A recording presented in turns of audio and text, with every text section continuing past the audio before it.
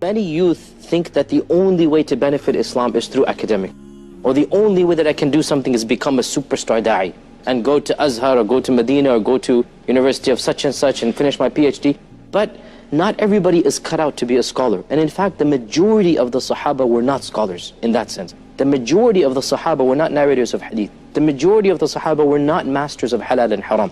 And yet they were all occupying a very high rank with Allah subhanahu wa ta'ala. And I think this is one of the biggest, I think, misunderstandings that pious youth have. Of course, we have many types of youth. The righteous youth, they think that the only thing I can do to benefit Islam is to dedicate my life to academics. But then things happen. Parents need you. You have to get married. You get a job. And somehow most people cannot go and study academic Islam. And therefore, they start living a very lackadaisical life, a very un-Islamic, maybe even nothing much to do with Islam, because they thought, well, I wasn't able to go to Azhar, I wasn't able to go to University of Medina, I might as well just live a mediocre life. What my advice to them is, look, if you can't become a scholar, that doesn't mean you can't do anything for Islam. Wallahi, scholars need non-scholars. Scholars need scholars in other fields. If you can't be a scholar of Islam, become a scholar of something else. Even if it's a scholar of social work, a scholar of building a masjid. Do something productive and practical that Allah has blessed you with, and believe you me, every one of us has a role to play in that ummah. Some of the roles are more public than others,